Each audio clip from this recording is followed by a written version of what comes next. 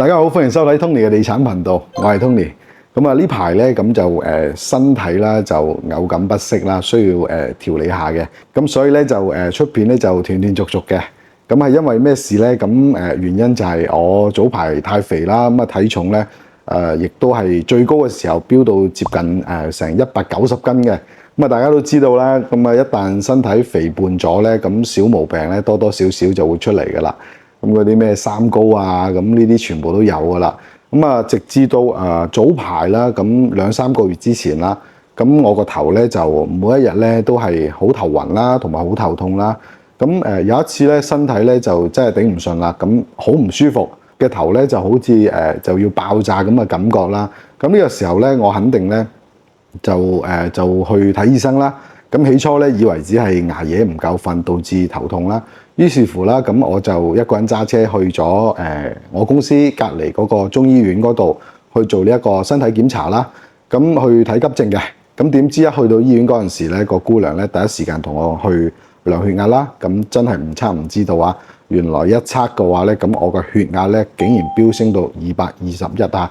咁低壓嘅話咧都去到150幾。咁當時姑娘咧就十分之緊張啦。咁啊即刻就揾咗架推車將我推咗入去重症室啦。咁當時咧我嘅意識咧其實已經係有少少模糊嘅。咁啊因為個頭咧即係又痛又暈啦，咁彷彿就好似感覺我所擁有嘅嘢都唔再屬於我啦。不過咧又真係幾好彩嘅。咁如果唔係醫院嗰個姑娘迅速咁將我推入呢一個重症室啦，跟住同我打針餵藥，將個血壓降低啦，可能分分鐘咧，即係條血管可能真係會爆嚇。咁大家都知啦，如果條血管一旦爆咗嘅話咧，就算真係搶救得及時，就算係真係醫翻好，都會有好多後遺症噶嘛。咁啊，經過醫生嘅一個建議啦，咁我自己亦都係聽從咗醫生嘅一個講解啦。咁啊，留院2-3日時間做一個全身檢查，該做嘅項目咧，該抽血啦。咁啊，頭部 CT 啦、磁力共振啦，呢啲全部都係做晒嘅。咁啊，除咗高血壓、血脂高，咁啊，身體各個器官咧、各個部位啦，都係正常嘅。咁啊，最後咧檢查出嚟咧，亦都係冇乜太大問題。咁啊，打針食藥降低咗個血壓之後啦，咁就住咗2-3日院之後就出咗院啦。出咗院之後咧，咁啊，醫生就開咗一大堆嘅嗰啲咩降血壓嘅藥啦。咁啊，同埋咧真係叮囑我要適當做下有氧運動啦嚇。咁啊起初咧頭嗰個禮拜啦，咁我係有食藥嘅。咁啊但係食完之後咧，咁我發覺全身咧就好似冇乜力水咁嘅樣。於是乎咧我就冇食啦。咁啊停藥之後咧，我就即刻去咗健身房啦，揾咗個私教，咁啊帶住我每晚去操 fit 啦。咁呢個過程對於我呢種行路都要喘氣嘅人嚟講啦，咁一定就好痛苦啦。咁但係咧經過呢1-2個月嘅一個鍛鍊啦，咁同埋配合飲食啦，咁我足足瘦咗成30斤嘅。同埋我亦都係最近有覆診啦，咁發覺身體嘅嗰個體重瘦咗落嚟之後，咁血壓咧都係隨之而降低嘅。咁我而家嘅血壓雖然都係高嘅，大概高壓咧去到170度啦嚇。咁但係起碼咧通過運動咧係可以將佢降低嘅，至少成個人咧而家嘅精神狀態咧係舒服咗同埋精神咗嘅嚇。咁至少唔會話好似之前咁每日都會頭暈頭痛啦咁樣嘅。咁啊，我相信啦，咁只要我繼續 keep 住去做運動啦，咁好快就會回返正常嘅一個水平噶啦。咁啊，經歷咗呢一次危險之後啦，咁我亦都係悟出咗個道理嚇。咁啊，一定都係要好好愛惜自己嘅身體，咁樣先對得住自己嘅。同埋咧，即係當一個人瞓喺病床嘅時候咧，所擁有嘅嘢一切就已經係唔屬於自己噶啦。咁原本呢件事咧，其實我係唔想驚動大家嘅，咁但係咧都有好多知道我身體情況嘅一啲觀眾朋友啦，就 send 咗好多鋪天蓋地嘅一個關心啦，私信裏邊一句句好好休息嘅叮囑，咁啊有啲親朋好友咁啊輾轉送過嚟嘅問候同埋呢一個惦念，每一份嗰個溫暖咧，都係令我喺病床上咧就真係倍感安心嘅，咁亦都令我更加深刻咁樣去體會到啦。呢一份因影片結緣嘅一份情義啊，我認為呢一種情義咧，早就已經係超越咗屏幕同埋呢一個距離㗎啦。咁啊，亦都係成為咗生命裏邊最珍貴嘅一個時光啦。咁呢一刻咧，我係想同大家講，經過呢一段時間嘅一個調整啦，我自己嘅身體咧已經係冇咩大礙噶啦，咁各項指標咧都係正常嘅，咁好快咧又會重新坐喺熒幕前啦，為大家去分享更加之多中山嘅一個樓市資訊以及係樓盤拆解嘅。咁由我拍嘅第一條影片至今啦，咁亦都係大家嘅掌聲同埋支持以及係陪伴啦。咁亦都係令阿 Tony 講樓喺呢一個 YouTuber 呢一個舞台上咧煥發新生嘅。咁啊，多謝大家嘅一個包容同埋支持啦。咁呢一份情義咧，阿 Tony 咧亦都係記喺心入邊嘅。咁啊，更加會係化作繼續前行嘅一個動力，為大家分享更加之多嘅資訊啊。咁啊，再次感謝所有關心我嘅觀眾朋友啦。咁啊喺度嘅話咧 ，Tony 亦都係祝大家平安康健，咁啊喜樂長安嚇。好啦，咁啊繼續回復翻今日嘅一個影片內容嘅主題啦。咁啊，大家繼續跟住我哋嘅鏡頭一齊去同大家分享下、探討下一個樓盤啦嚇。咁佢有啲特別，但係咧佢又有啲低調，低調到你好少見到佢哋嘅宣傳廣告。咁呢個樓盤嘅話咧，咁亦都係住宅嚟嘅。咁而家咧亦都係清緊貨啦。咁目前主要咧就係剩低第9座嘅一個大平層啦。咁啊，實際成交價咧就14,500蚊到一方嚇。咁比起當年開盤嗰陣時單價1700蚊咧，足足係降咗20%左右㗎嚇。冇錯啦，今日 Tony 嘅話咧就帶大家嚟拆解呢一個擁有58萬方嘅一個大型綜合項目，位於火炬開發區同埋呢一個東區嘅交界位嘅。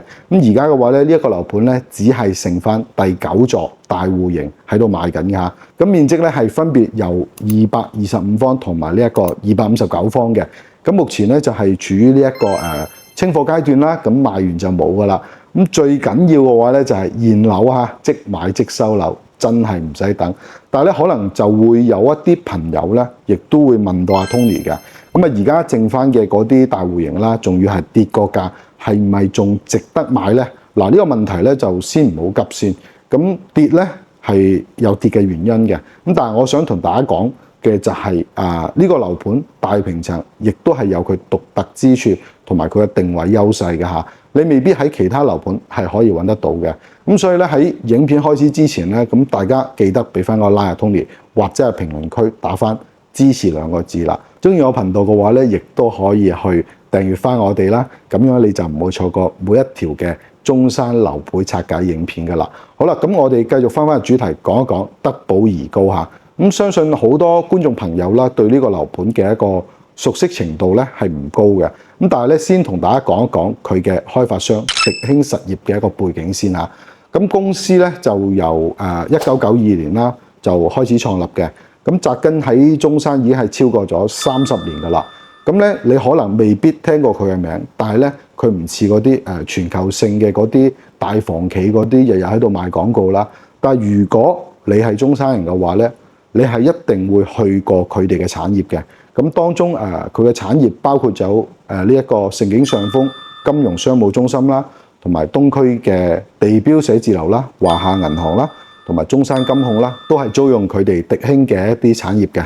咁紫馬奔騰仲有博愛里啦，都係迪興嘅作品嚇。咁迪興呢一間公司咧，可以話風格用一個字嚟概括嚇，就係穩字。咁佢行嘅路線咧，就唔係話嗰啲咩高周轉路線啦。咁啊，亦都唔會話嗰啲好似嗰啲發展商咁借錢借到盡，然後咧就爆煲。咁唔會話起完樓就拍拍籮柚走人。咁佢哋咧自己起嘅樓自己管理。咁啊，德寶怡高嘅物業咧，亦都係佢哋自己迪興自己嘅物業公司啊。咁管理費咧就唔係好貴嘅啫，3蚊一方。雖然唔係萬科，唔係中海嘅嗰啲物業管理，咁但係咧佢自己嘅物業自己去管理翻。咁啊，有乜嘢事嘅話咧，我哋作為買家，亦都係可以直接揾翻開發商嘅，真係唔使踢嚟踢去。係啊，真嘅。而家市面上咧好多細發展商咧都係外聘物業管理公司翻嚟嘅。咁啊，一有問題咧，個波咧就踢嚟踢去噶啦。咁啊，一嘢咧就踢去發展商嘅問題，咁啊發展商又踢翻俾物業公司，仲有就係我哋亦都係做過一啲深度調研啦。咁啊，迪興呢一間公司嘅話咧，咁嘅嗰個公開記錄入邊咧，未見過任何爛尾嘅，同埋維權嘅一個負面消息嚇。咁呢一點喺而家嘅一個內地樓市嘅環境嚟講啦，其實已經係贏咗好多開發商噶啦。咁啊，實力雖然話係比唔上國企同埋央企，但係勝在咧就真係夠穩陣，唔會同你講嗰啲咩花神嗰啲咁嘅嘢。呢一點係俾到買家最真實、最真摯嘅一個保障嚇。咁啊，加上德寶怡高呢一個位置咧，亦都係值得提及幾句嘅。咁位置咧就係屬於呢一個中山六路啦，即係火炬同埋呢一個開發區同東區交界嘅一個位置。咁呢個位嘅話咧，咁我個人覺得咧，佢有3重身份嘅。咁啊，第一重咧就係呢一個火炬開發區啦，國家級高新區，中山嘅一個經濟引擎。咁啊，亦都係用中山5%嘅土地創造咗13%嘅一個 GDP。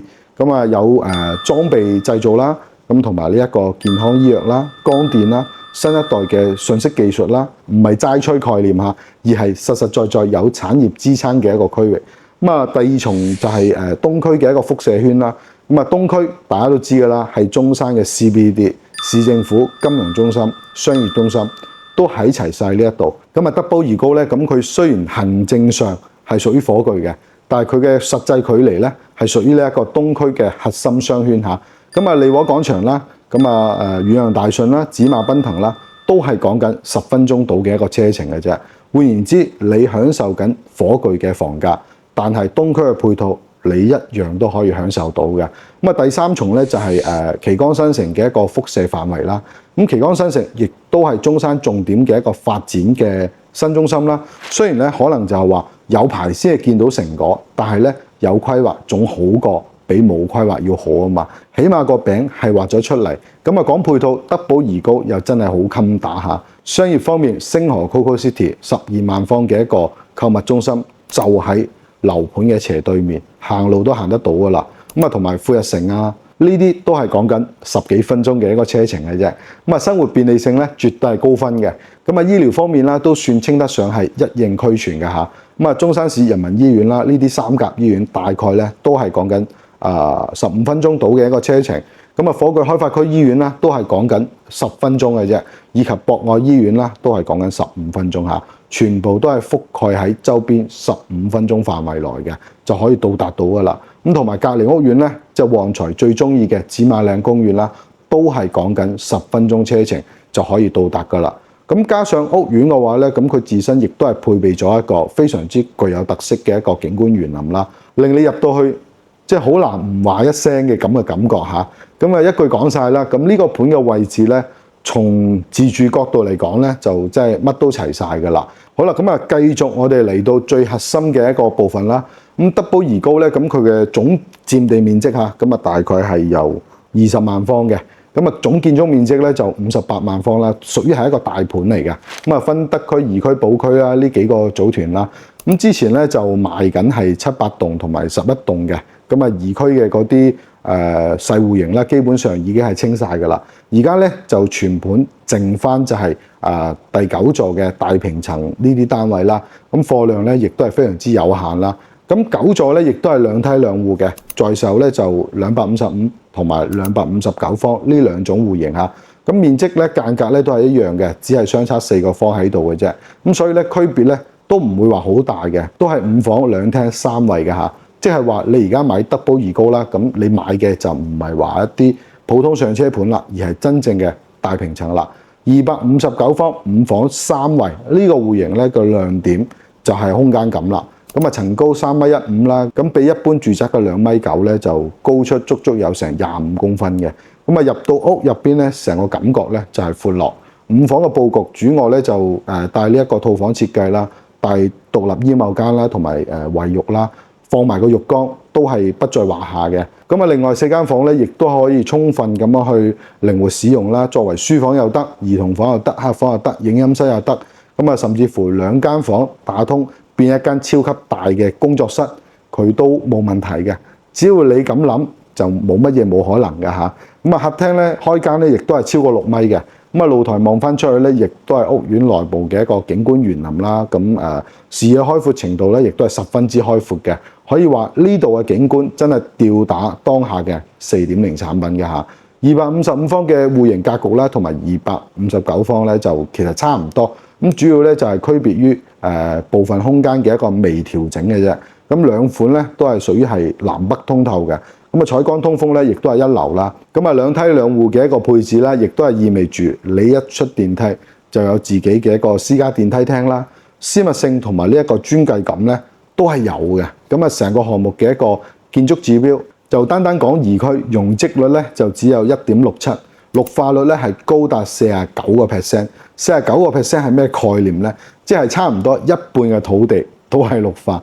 咁啊喺中山市區新盤入邊咧係屬於呢一個頂級水平嚟㗎啦。咁啊，物業管理費咧就3蚊一平方啦。按照現時中山大平層嘅一個標準嚟講，係非常之合理㗎啦。咁屋苑配套方面啦，咁其他樓盤咧有嘅嘢呢度都係有晒嘅嚇。泳池、羽毛球場啊，嗰啲咩籃球場啊、活力跑道啊、親子樂園啊，咁啊再加上7萬方嘅一個無敵景觀園林，咁啊健身廣場啊、架空層啊、休閒空間啊，呢啲全部都係有齊晒㗎啦。而且屋苑內部嘅商業街咧已經係有齊晒嗰啲咩華潤萬家超市啊、怡康體驗中心嘅一啲進駐㗎。不過好老實講，德寶怡高嘅嗰個所謂高端會所啦，咁佢係冇嘅。咁啊對比嗰個紅水一品嘅4000方下沉式會所啦，呢度顯然咧係有少少失色嘅。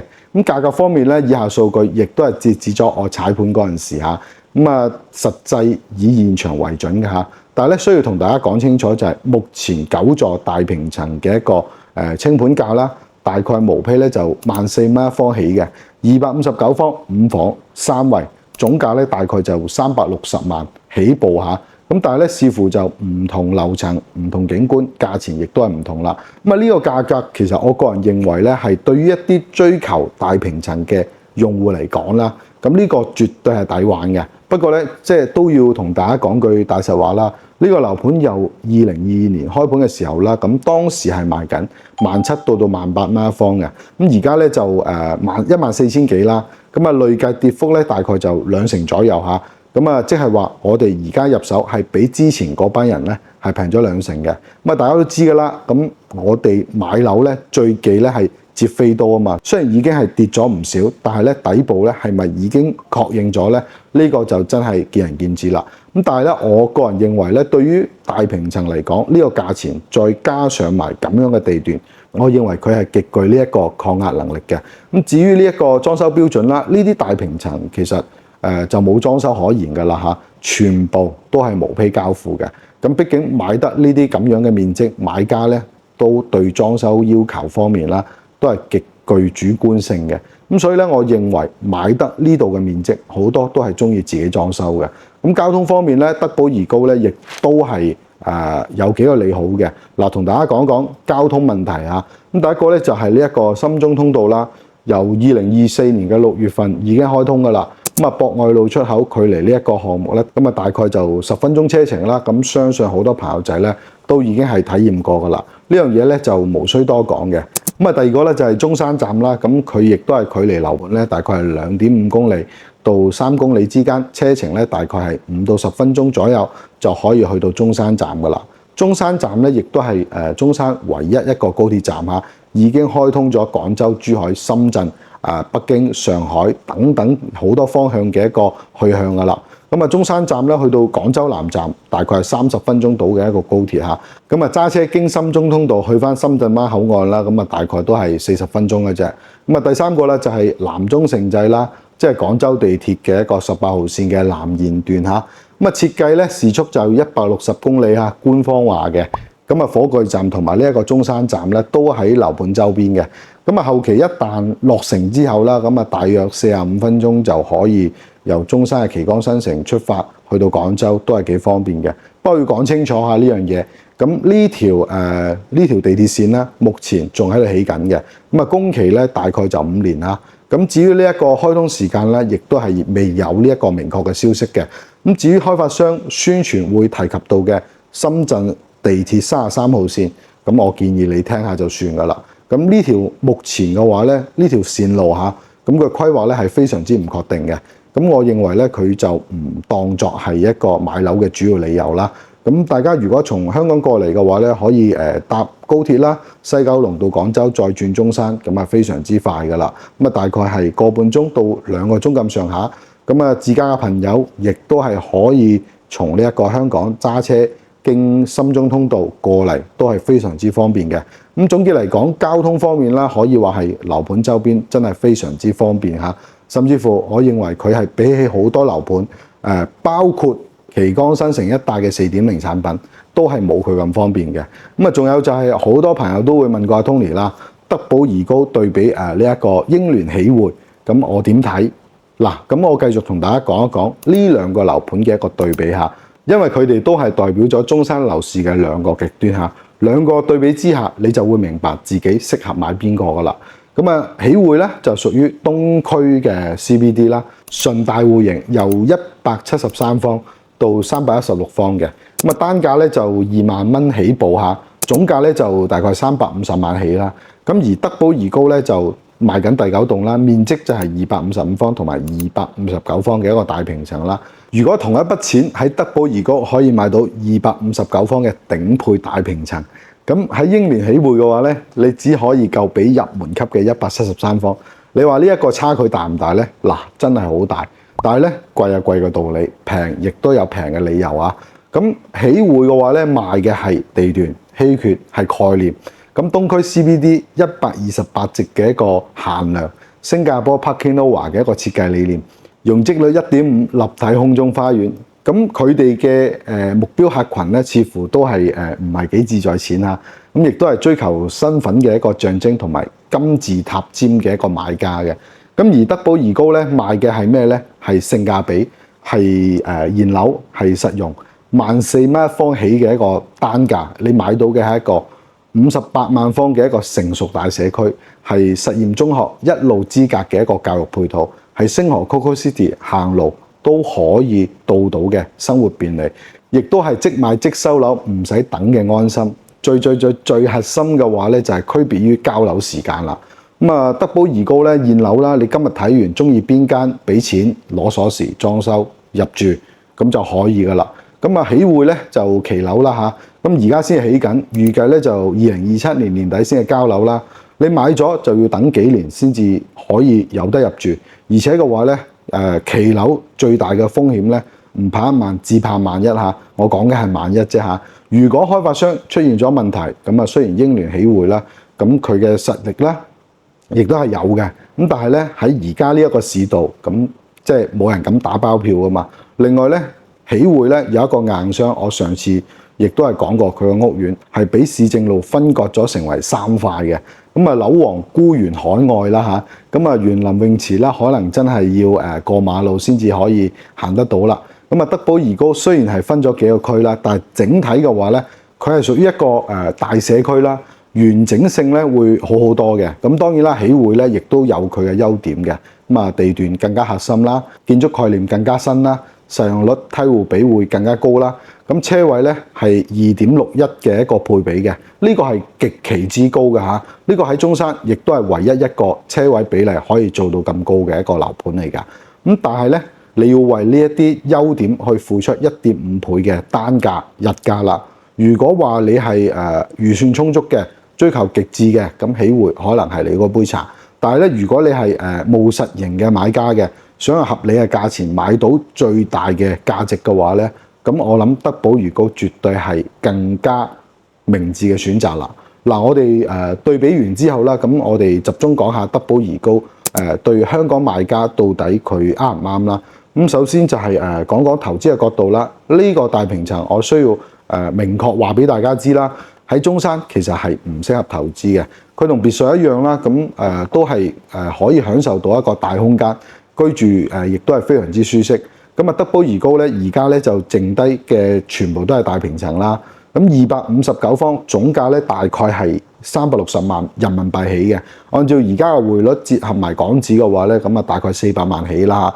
呢個價錢喺香港可能就即係只能夠買一間比較偏遠少少地區嘅兩房居屋，又或者係市中心嘅一個車位加多間納美樓。但係喺呢一度你買到嘅係一間259方，即係去到成接近3000尺嘅一個5房3衛層高3.15米嘅一個現樓大平層，用香港一間普通嘅居屋嘅錢換一間中山嘅頂級大平層，呢個性價比其實你話吸唔吸引先？咁嗱，如果你係退休養老嘅，度假居住嘅，咁或者係本地客為咗子女教育準備嘅，咁德寶怡高咧，其實確實係好高分嘅嚇。現樓優勢，實驗中學一路之隔，同埋星河 Coco City 行路就可以到嘅一個商場，49%嘅綠化率同埋游泳池啊、球場啊呢啲冚唪唥全部都係齊全嘅。咁啊，生活品質咧絕對係提升咗唔少嘅，而且物業管理費咧3蚊一平方，一個月幾百蚊就可以搞得掂，生活成本咧係真係比香港低咗好多㗎嚇。咁如果你話係即係住喺呢一度，咁即係幾舒服㗎嚇。咁啊，最後咧咁都要同大家總結翻啦。咁啊，雖然樓盤各個方面都唔錯啦，咁亦都係大平層呢一個段位嚟講，絕對係好嘢嚟㗎。咁但係咧，佢亦都係有缺點嘅。我個人認為咧，就好有必要同大家分享下優缺點嚇。咁有咩講咩啦嚇。咁首先就係優點咧，第一個就係大平層，性價比高啦，清盤價14,000蚊一方起，259方5房3衛，總價360萬就可以買得到。咁啊，亦都係喺正火炬開發區同埋東區交界嘅一個位置。如果你係追求呢一個面積段，加上又係現樓嘅一個狀態，咁啊性價比咧又真係相當之唔錯嘅。咁啊第二個咧就係現樓優勢啦，即買即入住，咁啊所見即所得呢樣嘢就絕對冇呢一個爛尾風險㗎啦。呢個係而家中山樓市最寶貴嘅嘢嚟㗎嚇。咁第三個咧就係低密度嘅一個大社區啦，咁容積率咧係1.67嘅，綠化率亦都係去到49%。58萬方嘅一個規模，泳池、球場呢啲全部齊晒。咁啊去到現場嗰陣時睇樓咧，你就可以明確咁樣去感受到㗎啦。呢個真係好難得有開發商可以揾得下心思，咁啊去好好打造呢一個園林㗎嚇，絕對係住得舒服嘅。咁啊第四個咧就Coco City 啦，步行就可以到達啦。12萬方嘅一個購物中心，生活配套成熟啦，咁可以講係衣食住行全部都係可以滿足到晒㗎啦。咁啊美中不足方面啦，咁我覺得咧就係得房率咧就普通咗啲嘅啫，因為佢係唔屬於第四代住宅嚇。咁如果按照上一代嘅標準嚟講，259方嘅建面，214方嘅一個套量面積，即係大概係83% 左右嘅一個實用率，只能夠講就係中規中矩嘅表現啦。咁加上又係無坯交付啦，需要花啲心思去搞裝修嘅。咁啊，即使你而家買樓收樓咁大間屋裝修完入住，可能都係講緊冇1年都要8個月嘅事情。如果你係急住嘅，就唔使睇㗎啦。咁你直接去揾一個有大裝修嘅現樓就可以㗎啦。咁可能咧呢度咧就真係未必適合你。咁啊最後啦，咁啊亦都係同大家做翻個總結啦。咁啊德寶怡高咧，咁呢個樓盤我嘅判斷咧係一個比市場低估嘅綜合型項目。咁啊現樓啦，有教育啦，有商業啦，有交通啦。雖然戶型咧就細戶型啦，已經係賣晒嘅。咁但係咧就剩翻第9座嘅大平層，14,000蚊一方起，360萬就可以買到㗎啦。咁啊喺正火炬同埋東區嘅交界位，呢個價錢我認為真係好有競爭力。咁啊開發商咧迪興物業咧，亦都係30年嘅一個穩健經營，未見有一個負面記錄嘅。咁呢層咧絕對係買得相對嚟講比較安心嘅。咁但係咧你都要接受佢嘅缺陷啦，就係冇裝修嚇。咁啊實用率咧就冇當下嘅一啲新春一代產品咁高啦。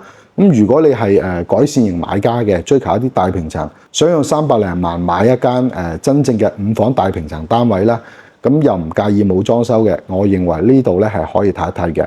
如果你係退休人士，想要低密度、高綠化率嘅，咁啊配套成熟嘅一個生活環境。如果你係想買一個大平層，但係咧起匯嘅嗰種天價咧，你又覺得太貴，咁德寶怡高絕對係值得你過嚟睇一睇嘅。如果你係追求即買即住，睇重呢一個性價比，手頭上預算咧又冇咁高嘅，咁呢個盤咧就唔係咁合適你啦。好啦，咁啊今日嘅一個德寶怡高嘅講解啦，就同大家分享到呢度啦。咁如果你覺得 Tony 嘅一個影片可以幫到大家嘅，咁就記得俾翻個 like 我哋，或者係 share 翻俾身邊有需要嘅朋友嚇。